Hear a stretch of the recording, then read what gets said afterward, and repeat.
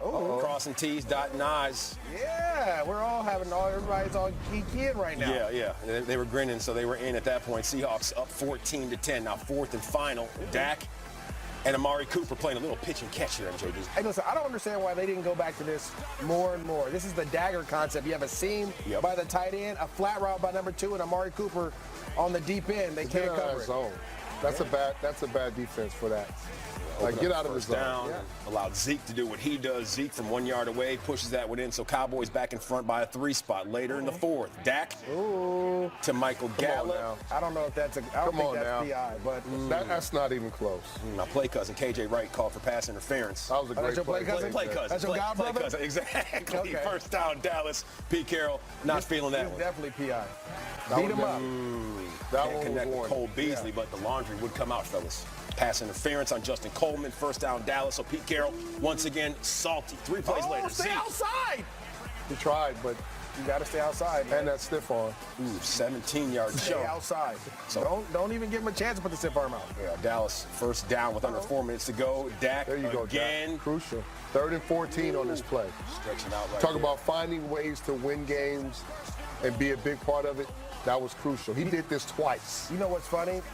In youth football, in high school football, in all football, quarterback draw, people never see it coming.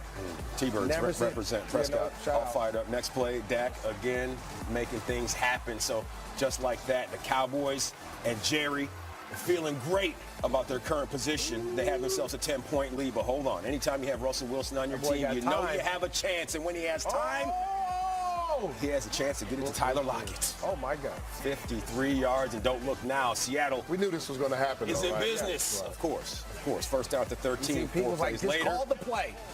Simple flat route. Arkansas State represent J.D. McKissick.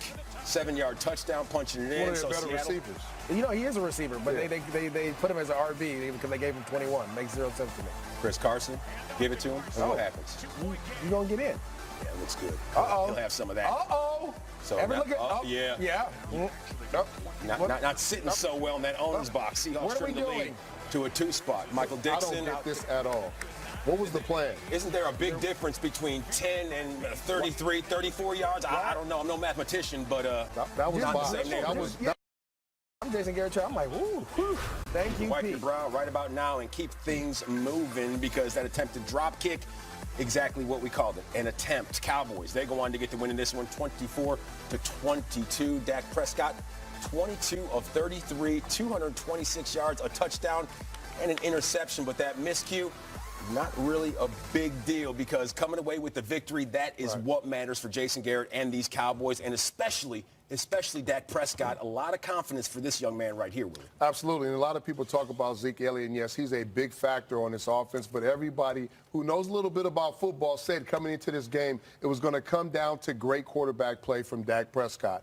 We've seen him at the end of last week come in without Zeke, make some incredible plays, move the ball, keep the chains moving, make precise throws when he needed.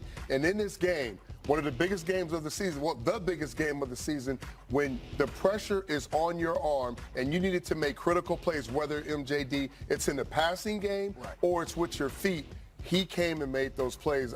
You hear a lot of people being real critical of Dak. He's only in his 3rd year, but in the pressure situations this year, he's made big plays to help this team win games. Week 17, MJD, how big of a confidence boost was that for him for that come-from-behind, last-second victory? You're throwing that touchdown strike to Cole Beasley, and then you have a playoff game the next week? Well, I was talking to a couple people before, obviously, they went in and played their game. It's a lot of pressure to be the Dallas Cowboys quarterback because your owner's always there. Yep. He's always talking. He expects to win a championship. Yeah. And all this is going on. So he's played with a lot of pressure. That Week 17 play, guys, I mean, that just playing throughout that game, gaining that confidence, we saw that today. You saw that today. Now, that was a big risk-reward type of thing. If you would have got hurt, you would have been in trouble. But the reward was he was going to have more confidence going into this wild card game.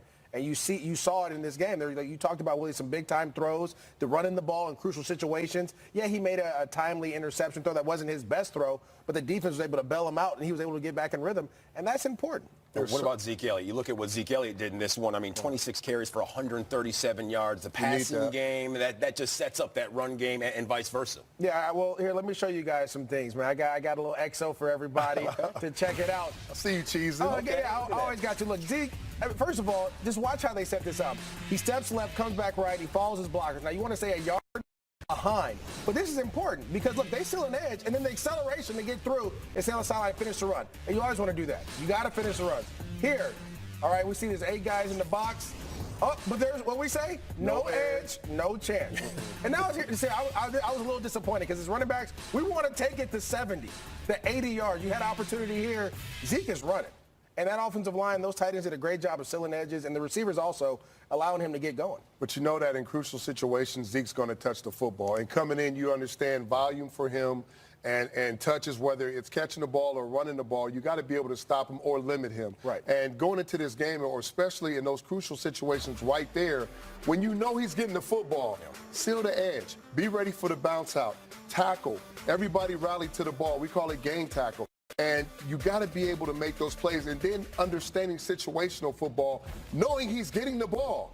Right. Knowing he's going to get the ball, he's going to attack the line of scrimmage. Well, this was right before the half, too. Let's remember, you had opportunity to stop them from the Seattle Seahawks defense, but you have no edge. You have a mistake in the playoffs. Anytime you make a mental mistake, for some reason the other team is going to take advantage of it. But he kept bouncing out. That's like the third time we've seen him bounce out. Well, I'll tell you this. The reason they bounce out is that play, we called it Sam, and it's double teams. And all we want to do is be one-on-one with the corner.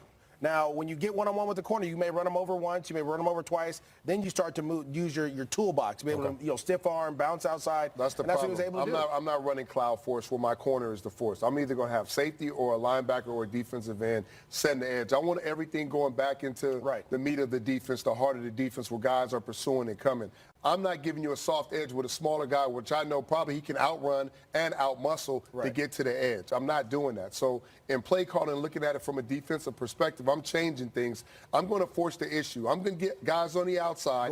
I'm going to seal the edge. I'm making him go north-south in between the tackles. Now, yesterday, MJD, you, myself, and Rod Woodson, we sat here, and you said that the Dallas Cowboys, if they gave Zeke the ball more than 20 times, then chances are they would come away with the W, a 2-point victory. That's what happened. And, Willie, from a defensive standpoint, how hard is it to stop a guy like Zeke when you know he's running the ball and he's running with a full head of steam? Well, he's special. He's patient. He reads his blockers. They do a great job of creating those lanes. And when I say the patience, he allows those double teams to happen for the linemen to get up to the second level. What you have to do, though, is on the defensive side of the ball, you got to play good technique, and you got to be patient. If you throw off early on the block, he's going to read that, and he's going to make the right cut, and he's going to hit the lane. So we saw a lot of that today. A lot of guys committing. He give you that fake. He jump inside. Guys commit, jump inside.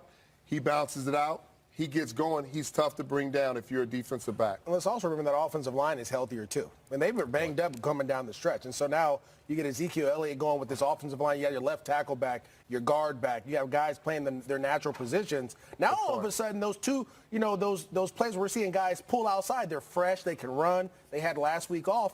Though that's important going down the stretch. Now, I don't know where Dallas may go. They may end up in Los Angeles. They may end up in New Orleans. Wherever they go, you have to deal with Zeke in that running game as well as Dak playing at a high level. Well, that opened up things for Dak.